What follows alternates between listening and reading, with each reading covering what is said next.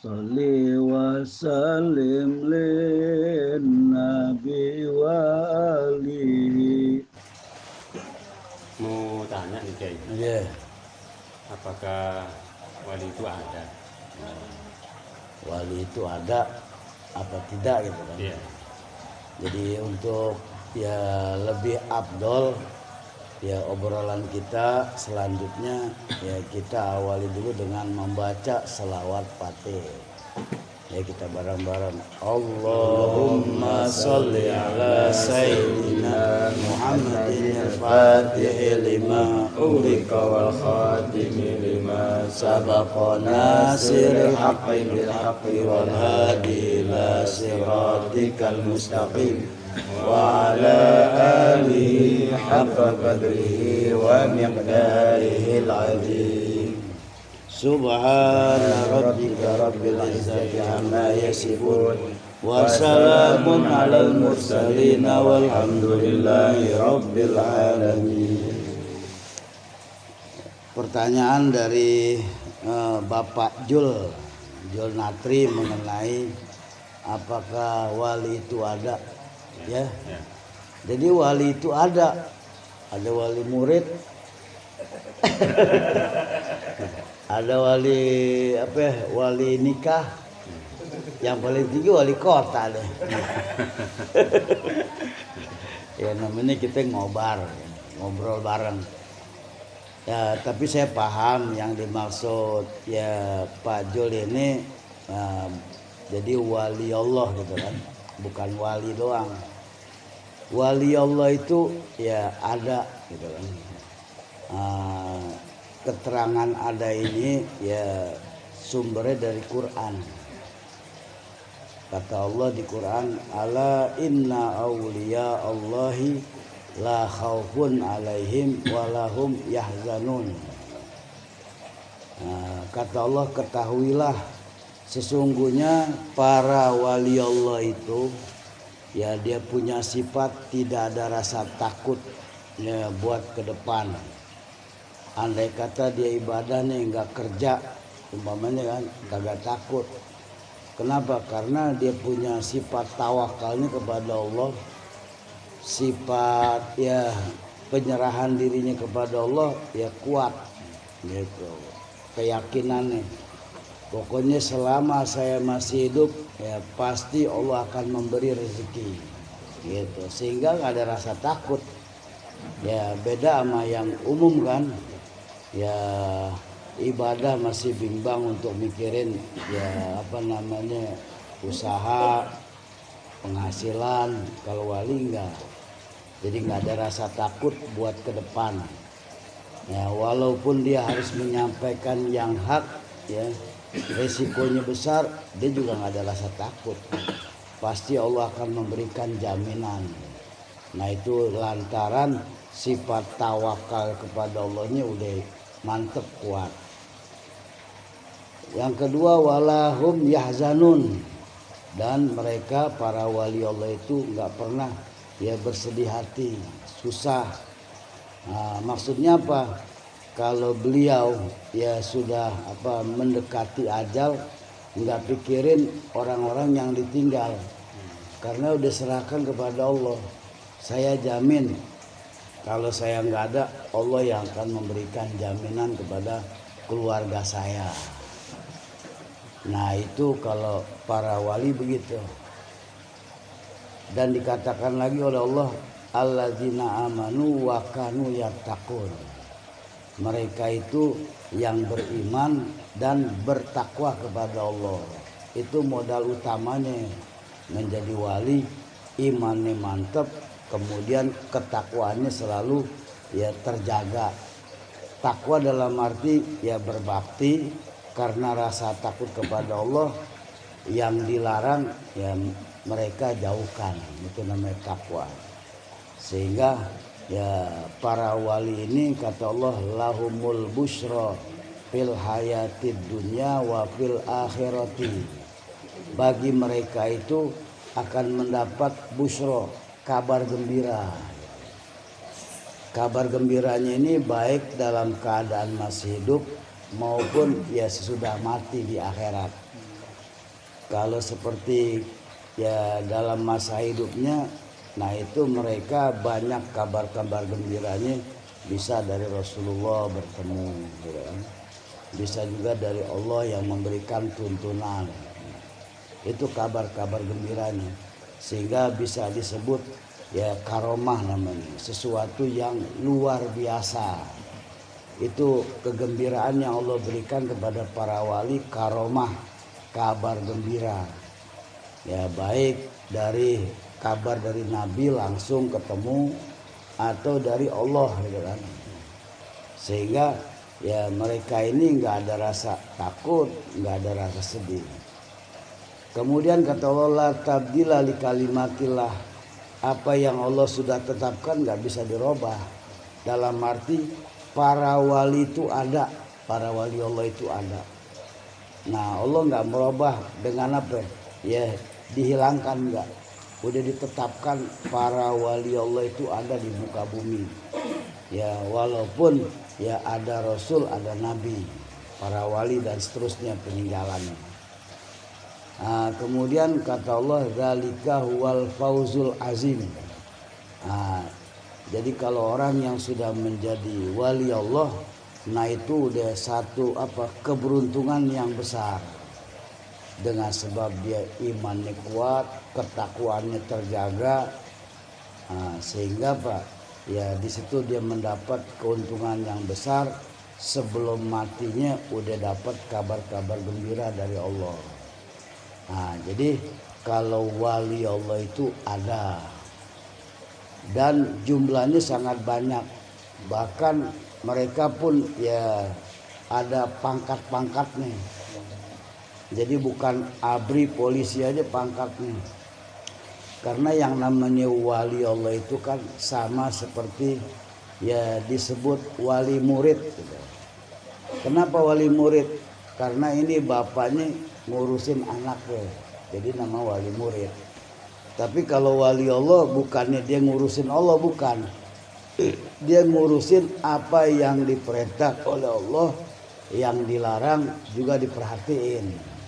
Sehingga disitulah dia menjadi ya wali Allah gitu. Nah, wali nikah, nah itu orang tuanya di saat dia akan menikahkan anaknya, karena memang dia sebagai orang tua kan ngurusin. Setelah mau dinikahin pengen dilepas sama calon suaminya. Nah itu kan jadinya namanya wali nikah. Ya melepaskan kewajibannya mengurus anak kepada calon suaminya. Nah itu yang disebut wali, itu mengurus. Apa yang diperintah oleh Allah, yang dilarang benar-benar diperhatiin, diurus baik-baik. Kalau seperti yang bukan wali Allah, nah itu dalam mengurus perintah Allah kan semau-maunya. Kalau lagi mood ibadah, lagi nggak mood malas ibadah. Nah berarti belum jadi wali Allah. Jadi mereka juga punya martabat, tabaqat, tingkatan-tingkatan. Ada yang namanya ya tingkatannya wali aktab, wali kutub, gitu kan.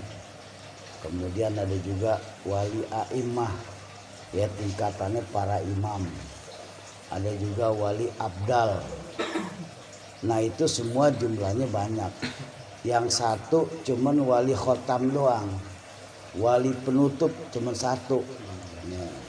Nah itu orang wali khotam ini orang yang Allah pilih. Ya alhamdulillah, salah satu pilihan Allah adalah Syekh Ahmad bin Muhammad At-Tijani, wali khotam. Semua para wali ada yang dikasih kabar ya pangkat wali khotam, ada juga yang nggak dikasih kabar. Kalau yang mereka dikasih kabar, mereka berusaha ya untuk mendekatkan diri kepada Allah biar mencapai wali khotam. Tapi ternyata nggak mudah, dan juga memang ya orangnya cuma satu, pilihan Allah. Sehingga di saat dia akan mencapai kabar kira-kira saya jadi nggak nih wali khotam, ternyata gagal gitu kan. Ya mereka terima karena para wali itu bukan seperti kayak kita yang emosinya gede kan. Ya kalau gagal aja dilemparin kainnya sejadahnya gitu kan. Kalau wali kagak, paling dia bilang ya alhamdulillah ya sekarang ini saya udah terima gitu. Jadi udah sifatnya qanaah gitu. Nah jadi para wali juga punya kelas-kelas itu kan, pangkat-pangkat.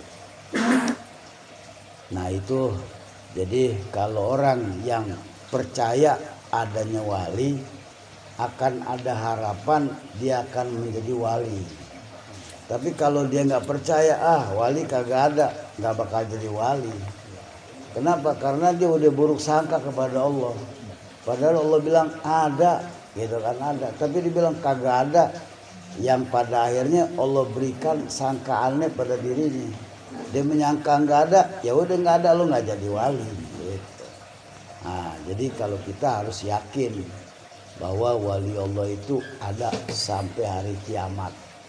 Cuman kelas-kelasnya beda-beda. Kalau wali khatam, nah itu cuma satu, Syekh Ahmad. Yang lain tuh ya macam-macam wali-wali, wali biasa gitu. Nah itu ya jawaban dari pertanyaan udah. Ada lagi nggak? Ini saya mau nanya, apakah seorang wali Allah itu bisa berjumpa dengan Rasulullah ketika beliau itu sedang dalam tidurnya? Iya. Jadi kalau sahabat melihat Rasulullah jelas karena hidupnya semasa dengan Nabi. Ini. Tapi kalau seperti umat yang akhir zaman sekarang ini kan, ya mereka jadi wali-wali Allah. Nah mereka bertemunya dengan Nabi, melihatnya itu ya dalam mimpi. Jadi melihatnya dalam mimpi. Nah dalam mimpi ini ya bermacam-macam. Ada yang sekedar ya mendapat salam, ada juga yang mendapat amanat. Seperti saya di sini pertemuannya dengan Rasulullah, nah itu selalu mendapat amanat karena sudah mendapat gelar khotam. Sehingga ya Rasulullah memberikan amanat kepada saya di sini, ya bimbing umat saya nih, selamatkan umat saya. Nih ajarin selawat fatih kepada orang yang ahli ibadah sama ahli maksiat. Tujuan apa? Biar selamat dari neraka gitu, biar masuk surga. Itu amanat Rasul kepada saya di sini. Jadi bukan dalam arti kita mengikut kepada Syekh Ahmad berarti menduakan Rasul, bukan. Amanat gitu kan. Karena ya Rasulullah udah meninggalkan kita cukup lama. Dan beliau memberikan amanat karena kata Nabi kan al ulama warasatul anbiya. Ya para ulama itu kan mereka yang menjadi ahli waris para nabi. Yang mana para nabi mewariskan kepada para ulama. Nah wali-wali Allah juga mereka tuh ada yang ahli ilmu. Artinya ahli ilmu ya masalah agama tuh mereka menguasai. Ada juga yang kagak, cuman modalnya dia yakin dengan zikir. Tapi tetap pangkatnya ya lebih tinggi ya seorang wali yang punya ilmu kayak Syekh Ahmad. Karena ya beliau ini bukan sekedar membimbing dengan zikir, ibadah-ibadah juga dibimbing sama Syekh Ahmad. Jadi kalau untuk ya bertemu para wali dengan Rasulullah, nah itu ya Nabi mengatakan dalam hadisnya kan, waman ro'ani fil manami, barang siapa yang melihat saya dalam tidur, fayaroni fil yaqozoh, maka dia melihat saya dalam keadaan sadar. Jadi kelihatannya doang mimpi, tapi ternyata ya nggak mimpi sebenarnya, nyata gitu kan. Kenapa? Karena kata Nabi la yatamassalu syaitanu bi. Setan itu nggak bisa menyerupai diri saya, nggak bisa. Kalau memang kamu tidur kemudian ketemu saya, nah itu benar gitu. Cuman ya bukan sekedar berjubah, bukan sekedar pakai imamah, Tapi ya di situ beliau menyatakan dirinya, ana Muhammad Rasulullah gitu. Kalau misalnya sekedar jubah pakai imamah ya mesem atau bagaimana, nah itu masih tanda tanya. Bisa juga khodam jin gitu kan. Tapi kalau Rasulullah akan menyatakan dirinya sebagai ya Rasulullah Nabi Muhammad. Dan tentu ya kalau yang bertemu Nabi ini ya mereka dalam tidurnya nggak sembarangan tidur. Sebab kan ada dua macam bahasa Arab kayak mimpi. Yang pertama ar-ra'yu mimpi. Kedua al-hulmu mimpi juga. Nah kalau ar-ra'yul hasanah mimpi yang baik itu minallah dari Allah. Kalau al-hilmu atau al-hulmu itu mimpi minas syaiton dari setan. Maksudnya apa? Nabi bilang begini, di saat kita tidur, kondisi kita nih sebelum tidur ya udah melaksanakan perintah Allah. Termasuk mau tidur kita nih ya berwudu, kemudian ya baca-baca doa gitu kan. Apalagi ya baca Jawharatul Kamal gitu kan. Kita tidur mimpi ketemu Nabi, nah itu jatuhnya ra'yun, melihat gitu. Jadi pada saat kita tidur tuh sebagian ruhnya kita nih dibawa sama malaikat, sebagian ruhnya dibawa sama malaikat, ditemuin sama Nabi. Jadi yang bawa malaikat, baru sebagian, kalau semuanya dead tuh mati, kalau semuanya mati gitu. Baru sebagian.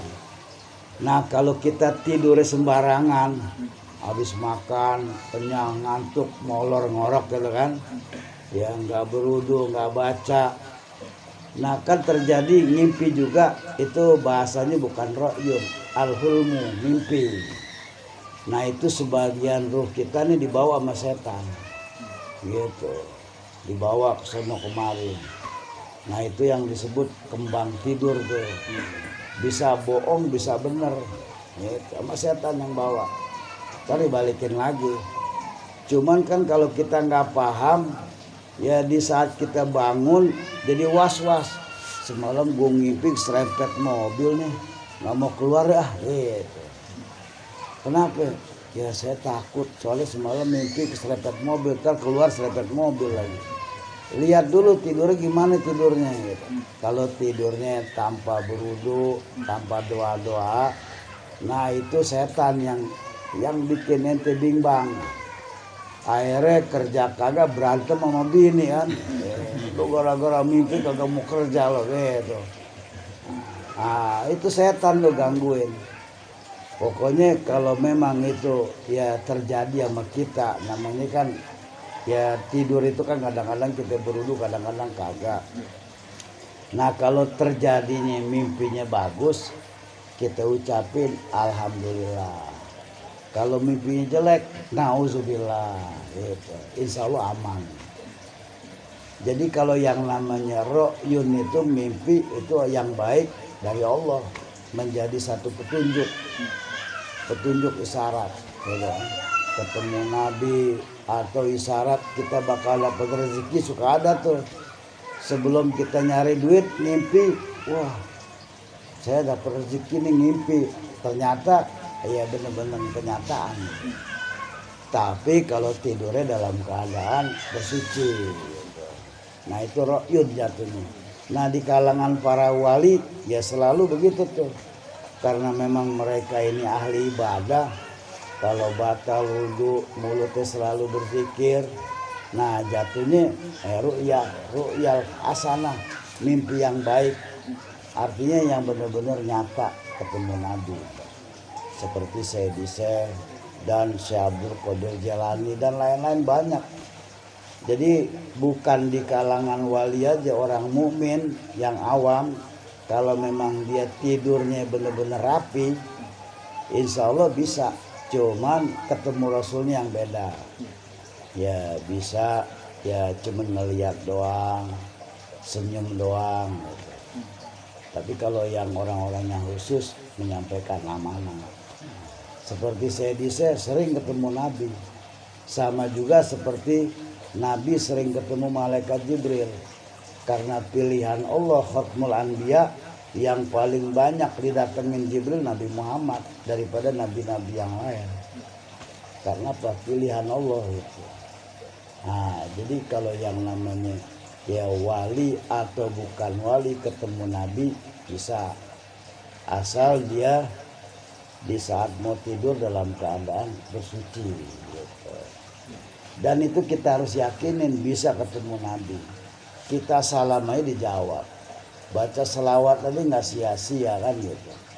Apalagi sampai kita udah menjadi pencinta selawat, pembaca selawat, kemudian kita tidur dalam keadaan berwudu, wah itu ada harapan ketemu Nabi. Sampai saya bisa juga kan memberikan jaminan kalau orang yang baca Jaratul Kamal ya sebelum tidur ya itu bisa ketemu Rasulullah 7 kali dibacanya ya. Jadi kalau ya bukan di kalangan wali aja, siapapun bisa ketemu Nabi gitu. Nah, bagaimana juga apakah seorang ikhwan tijani bisa menjadi wali Pak Kiai? Iya, wali Allah dong ya, Wali Allah. bukan wali murid. Ntar yang ada wali konyol lagi. Minum dulu lah, ngopi dulu ngopi.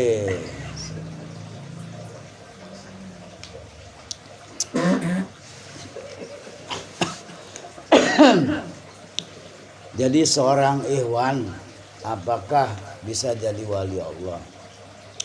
Kalau penuntunnya ini orang yang sukses ya menjadi wali yang besar, ada harapan. Asal kita istiqomah. Ini kan yang beratnya istiqomahnya. Ya kita masih pengen warawiri kan. Melihat ini ke sono, melihat ini ke sono. Nah itu yang bikin ya jadi kena makrilah gitu kan. Ya jebakan Allah.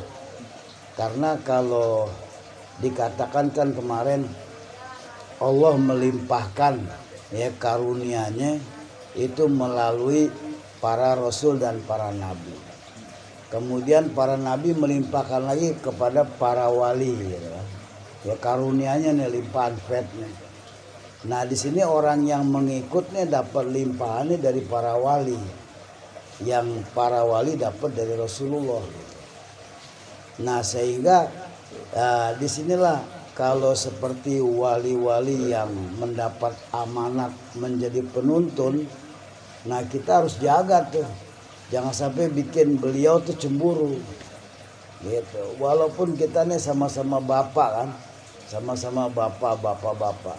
Tapi kalau anak kita nih ya mainnya ke bapak yang lain, minta makan, minta duit. Kita sebagai orang tua cemburu.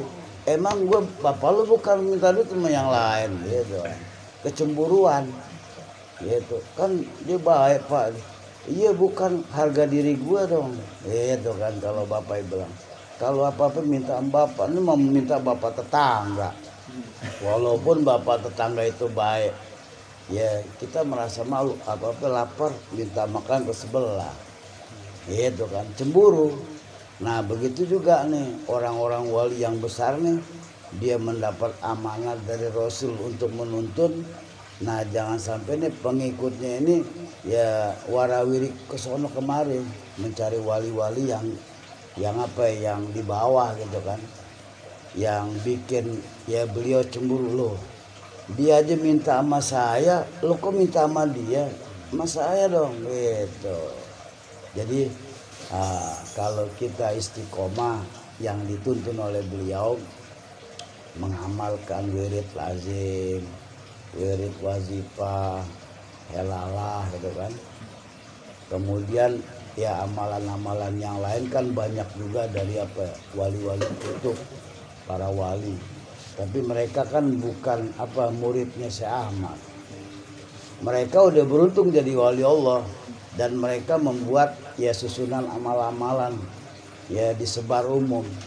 Nah kita jangan tertarik, lihat dulu ini dari si Ahmad bukan, oh bukan, saya nggak mau. Buat yang lain terserah, saya ambil dari si Ahmad.